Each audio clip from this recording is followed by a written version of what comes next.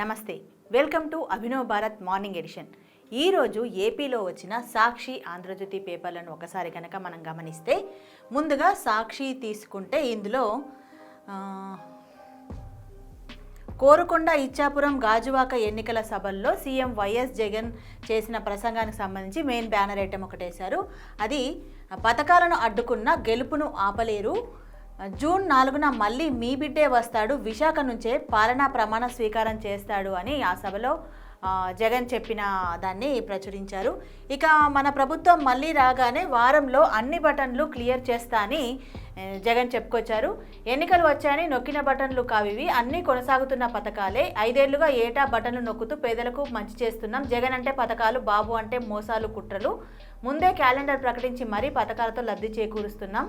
మంచికి అడ్డుపడితే అక్క చెల్లెమ్మలు, అవాతాతలు, రైతన్నలు ఊరుకుంటారా? ఆ కుట్రలకు ఓటుతో బుద్ధి చెప్పండి. రెట్టించిన ఉత్సాహంతో మీ జగన్కు ఓటేయండి. తుప్పుపట్టిన సైకిల్ రిపేర్ చేసేందుకు ఢిల్లీ మెకానిక్స్, వాళ్ళు చేతులు ఎత్తేయడంతో హామీల బెల్లు మోగిస్తున్న చంద్రబాబు అంటూ ఇలా ఆయన జగన్ చేసిన ప్రసంగానికి సంబంధించి దాన్ని తీసుకొని బ్యాన్ రేటంగా వీళ్ళేశారు. ఇంకోటి ఏంటంటే, ఇక్కడ 2014లో మోదీ చంద్రబాబుని పోలవరాన్ని చంద్రబాబు ఏటీఎంగా మార్చుకున్నారు అన్న వ్యాఖ్యల్ని గుర్తు చేస్తూ జగన్ అప్పుడు అవినీతి పరుడయ్యాడు, ఇప్పుడు ఎలా తను నచ్చుతున్నాడు అనే దాన్ని ప్రశ్నించారు. ఇక 2024 ఈ డ్రామాల హామీలు ఏంటి, హోదా ఇస్తారా అని మళ్ళీ క్వశ్చన్ వేశారు. అంటే హోదా ఇవ్వకుండా ఆంధ్రప్రదేశ్కి ప్రత్యేక హోదా ఇవ్వకుండా ఆపుతుంది కేంద్రమే అన్న దాని దగ్గర తను ప్రశ్నించాడు. ఇంకా 5 ఏళ్ళుగా స్టీల్ ప్లాంట్ ప్రైవేటీకరణ అనేది కూడా అక్కడ ఏపీలో బాగా వివాదాస్పదంగా ఉన్న అంశం. దాన్ని ప్రైవేటీకరణ చేయకుండా ఆపింది జగన్ వల్లే అనేది తను చెప్పుకొచ్చారు. ఒకవేళ ఒక 2 బిల్డింగ్లు కడితే రైల్వే జోన్ అయిపోతుందా అనుకుంటూ కూడా క్వశ్చన్ వేసి ఇలా తను చేసిన ప్రసంగం మొత్తాన్ని బ్యాన్ ఐటమ్ చేశారు. ఇక ఇంకొక దాని పక్కన ఉన్న ఐటమ్ ఒకసారి చూసినట్లయితే, అప్పుడు అంతే ఇప్పుడు అంతే, పేదల పొట్ట కొట్టడమే లక్ష్యంగా వికృత రూపం దాల్చిన బాబు పెత్తందారి పోకడా అని. ఇదేంటంటే చాలా విషయాలు, అంటే అప్పట్లో ఇళ్ల పంపిణీ ఇంగ్లీష్ మీడియం చదువులు అడ్డుకునేందుకు ఎల్లో గ్యాంగ్ ప్రయత్నించారు. ఇప్పుడు ఎన్నికల కోడ్ను అడ్డం పెట్టుకుని ఎప్పటి నుంచో కొనసాగుతున్న డీబీటీలకు అడ్డుపడుతున్నారు అంటూ ఒక ఐటమ్ని వాళ్ళు వేసుకొచ్చారు. ఇక విద్యా దీవెన, రైతులకు ఇన్పుట్ సబ్సిడీ, మహిళలకు చేయుత ఆసరా, ఈబీసీ నేస్తం పథకాలకు కోడ్ పేరుతో అడ్డుకుంటున్నారని వీళ్ళు ఆరోపించారు. ఇక ఇంకోటి ఏంటంటే, తెలంగాణలో అయితే ఇన్పుట్ సబ్సిడీకి ఈసీ ఓకే చెప్పింది, ఏపీలో ఎందుకు ఓకే చెప్పలేదు అనేది వీళ్ళ క్వశ్చన్. కాకపోతే తెలంగాణలో కూడా ఇన్పుట్ సబ్సిడీ కానీ దాన్ని ఏమంటారు, రైతులకు వేసే డబ్బుల విషయంలో కానీ ఈసీ ఇవాళ చర్యలు తీసుకోబోతుంది, ఇవ్వవేయద్దని చెప్పేసి అది అప్డేట్ ఉన్నట్లేదు. ఇంకా ఇక్కడికి వచ్చేసరికి ల్యాండ్ టైటిలింగ్ యాక్ట్ విషయానికి వచ్చేసరికి ప్రతిరోజు 2 పేపర్లు, అది టీడీపీ కావచ్చు, వైసీపీ కావచ్చు, ఇంకేదైనా కావచ్చు, ఏ పేపర్ అయినా ముందు మెయిన్ బ్యాన్ ఐటమ్ వేయడం మాత్రం ఆగడం లేదు. ఇది ఎలక్షన్స్ వరకు కూడా ఇలాగే కొనసాగుతుంది కావచ్చు. ఇక చూడండి, ల్యాండ్ టైటిలింగ్ చట్టం విషయాల్లో నిజాలు ఇవి అని చెప్పేసి ఒక ఐటమ్ను సాక్షి మెయిన్ పేజీలో వేసింది. శాశ్వత భూ హక్కులు కల్పించడమే ల్యాండ్ టైటిలింగ్ యాక్ట్ అసలు లక్ష్యమని, గెజెట్ మాత్రమే జారీ అయింది, నోటిఫికేషన్ రాలేదు, కోర్టుల అధికారాలు తగ్గించలేదని, అసలు అందులో ఏముందో తెలుసుకోకుండా మాట్లాడుతున్నారు అన్నట్టుగా రాసుకొచ్చారు. ప్రజల స్థిరాస్తికి పూర్తి భద్రత ఉంటుంది, కబ్జాదారుల ఆగడాలకు ఆస్కారం ఉండదు, వివాదాలు తగ్గిపోతాయి, కొత్త వివాదాలకు అవకాశం ఉండదు అని చెప్పేసి వీళ్ళు దాని గురించి పూర్తిగా రాశారు. ఇక ఇంకో బ్యాన్ రేటం అంటే కిందికి వచ్చేసరికి మెయిన్ పేజీలో, బాబు వస్తే ఇంగ్లీష్ మీడియం రద్దే, మేనిఫెస్టోలో పేర్కొన్న KG to PG Vidya review అందుకే అని ఇంకొక ఐటమ్. అంటే దీంట్లో ఏంటంటే, ప్రభుత్వ బడులలో ఇంగ్లీష్ మీడియాన్ని మొదటి నుంచి వీళ్ళు వ్యతిరేకిస్తున్నారు. అంటే టీచర్లకి చెప్పే అంత లేదనో, ఇంకా రకరకాల కారణాలతోటి తెలుగు భాష అదైపోతుందనో, రకరకాల కారణాలతో దీన్ని వీళ్ళు ఏమంటున్నారంటే, బాబు పేద విద్యార్థులకు ఇంగ్లీష్ మీడియం అందకుండా చేస్తున్నాడు అంటున్నాడు. గతంలో చైనా స్కూల్ అంటే చైతన్య నారాయణ స్కూళ్ళ కోసం ప్రభుత్వ విద్యను నిర్వీర్యం చేశారు చంద్రబాబు. తక్కువ మంది విద్యార్థులున్న 6000 ప్రభుత్వ బళ్లను మూసేయించారు. ప్రభుత్వ ఉపాధ్యాయులకు నైపుణ్యం లేదని హేళన చేసి పేదల విద్య ప్రభుత్వ బాధ్యత కాదని ప్రకటించింది చంద్రబాబు నాయుడే. ఇప్పుడు పేద పిల్లలకు ఇంగ్లీష్ మీడియం బోధనకు దూరం చేయాలని కుట్ర చేస్తున్నారని మొత్తంగా దానికి సంబంధించిన ఒక ఐటమ్ను వీళ్ళు ప్రచురించారు. ఇక నిన్న రెండు తెలుగు రాష్ట్రాల్లోనూ విపరీతంగా వర్షం కురిసింది. దానివల్ల చాలా జనజీవనం అస్తవ్యస్తంగా మారిపోయింది. దానికి సంబంధించి ఒక చిన్న బాక్స్ ఐటమ్ను వీళ్ళు సాక్షిలో ప్రచురించారు. వర్షాలకు సంబంధించిన ఐటమ్ను వీళ్ళు కింద ఎక్కడో ఇస్తే ఆంధ్రజ్యోతిలో మా స్టేట్ పక్కనే ఇట్లా ఇచ్చారు ఒక బాక్స్ ఐటమ్ లాగా. అకాల వర్షంతో ఏపీలో పూర్తి అలజడి ఏర్పడిందని, పలు జిల్లాలో పిడుగులు పడడంతో 5 మృత్యువాత పడ్డారట. 2 మృతుల తల్లి కూతులతో పాటు కూలీ రైతు దుర్మరణం చెందాడని చెప్పారు. రాజమండ్రి పూర్తిగా మునిగిపోయింది, దానికి ఎంపీ భరత్ అనాలోచిత చర్యలే కారణమని వీళ్ళు ఒక ఐటమ్ వేశారు. స్థానికులు కూడా దీని మీద ఆవేదన చెందుతున్నారని ఒక ఐటమ్ని ప్రచురించారు. ఇక కిందికి వస్తే మెయిన్ ఐటమ్ దగ్గరికి వచ్చేసరికి ఇదే ల్యాండ్ టైటిలింగ్ యాక్ట్.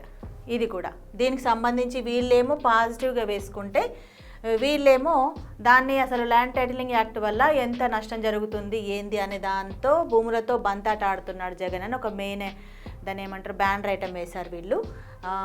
భూములతో బంతాట, భూములు స్థిరాస్తులను ఏం చేయాలనుకుంటున్నారు, జగన్ సర్కార్ నిర్ణయాలపై అనేక సందేహాలు, రైతుల భూమి పత్రాలపై జగన్ పేరెందుకు, టైటిలింగ్ యాక్ట్తో లిటిగెంట్లకు ఊతం ఇవ్వడమేగా, ఒరిజినల్ పత్రాలు కాదని జిరాక్సులు ఇవ్వడమేంటి, రిజిస్ట్రేషన్ సమయంలో సాక్షులు అక్కర్లేదా, ఒక్కసారికి అనేక తలతిక్క వివాదాస్పద నిర్ణయాలు, ఇంకో ఛాన్స్ ఇస్తే ఈ బిడ్డ ఏం చేస్తాడో అని ఒక ఐటెంను వేస్తూ, తెలంగాణలో కూడా భూ సంస్కరణలో భాగంగా ధరణి చేపట్టినా కూడా ఇలాంటి డాక్యుమెంట్ల మీద తెలంగాణ ప్రభుత్వం కూడా తమ ఫోటోలు వేసుకోలేదు, జగన్ మాత్రం అట్లా చేస్తున్నాడు. ఇంకొక ముఖ్యమైన విషయం వీళ్ళు చెప్తుంది ఏంటంటే, ఇక్కడ ఒరిజినల్ పేపర్లు ప్రభుత్వం దగ్గర పెట్టుకుంటున్నారు, జిరాక్స్లు మాత్రమే అసలు ఓనర్స్ దగ్గర ఉంటాయి అనేది. నిజానికి ఇది కొంచెం ఆలోచించదగ్గ విషయం. ఎందుకంటే ఒరిజినల్ పేపర్ ఎవరి ఒరిజినల్ పేపర్ వాళ్ళ దగ్గరే ఉండాలి కదా, ప్రభుత్వం దగ్గర ఉండడం ఏది అందులో కనుక నిజం వాస్తవమే అయితే మాత్రం దీని మీద ఖచ్చితంగా చర్చ జరగాల్సిన విషయమే. ఇక ఇంకోటి హైలెస్ అని ప్రభుత్వ ప్రధాన కార్యదర్శి జవహర్ రెడ్డి కృష్ణానదిలో వీఐపీ బోట్లో విహార చర్యలు, సిఎస్ ఆర్థిక శాఖ అధికారుల రహస్య భేటీ అని ఒక చిన్న ఐటమ్ వేశారు. ఇది కొంత డిఫరెంట్. అంటే ఎన్నికల ముందు కొన్ని 100 కోట్ల డబ్బులు ఎవరికి ఇవ్వాలి, అంటే ఎవరికి కేటాయించాలి, ఏ కాంట్రాక్టర్కి ఎవరికి ఏందనే దాన్ని చర్చలు జరిగాయని వీళ్ళు ఒక ఐటమ్ వేశారు. దీనికి మరి ఆ సోర్స్ లేకుండా ఐటమ్ వేరు కాబట్టి మరి ఆ సోర్స్ ఏదో తెలియదు మనకి. ఇక ఇంకోటి చూడండి, ఇక్కడ ఈ ఐటమ్ చూస్తే బేలగా గోలగా సడలుతున్న నమ్మకంతో సీఎం అబద్ధాలు అనేది ఇంకొక ఐటెం వేశారు.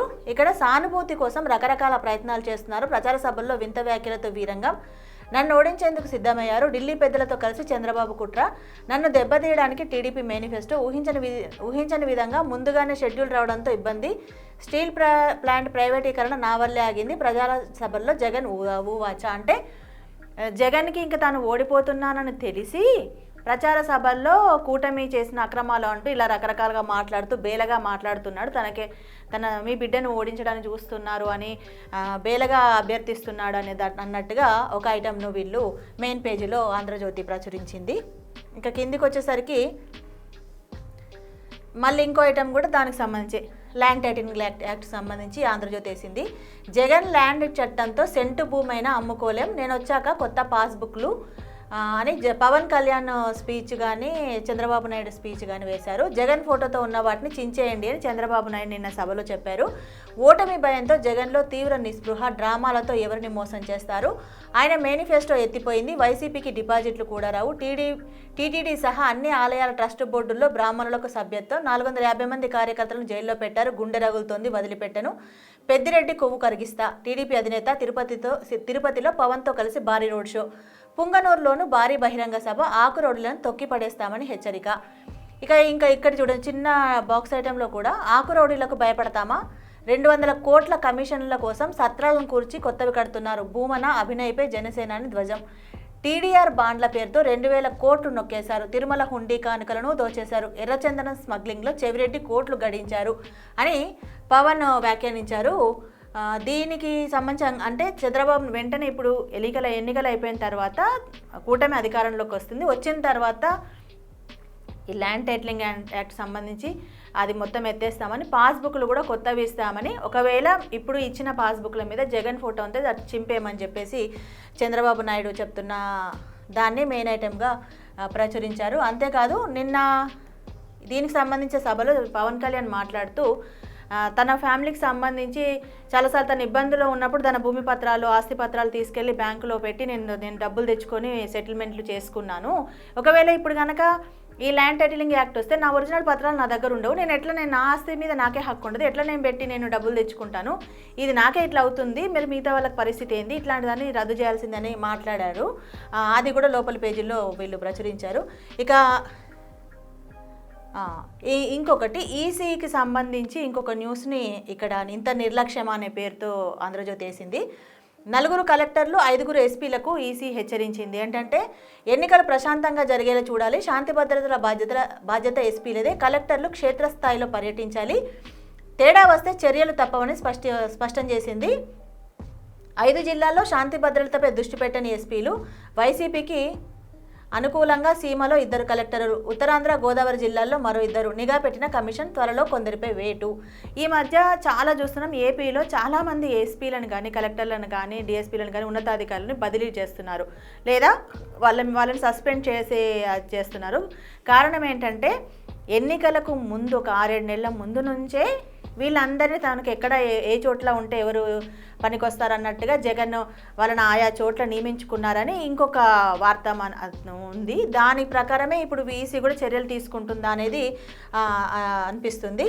ఇక ఇది చూడండి, పలమనేరులో డిఎస్పీ మహేశ్వర్ రెడ్డిపై వేటేశారట.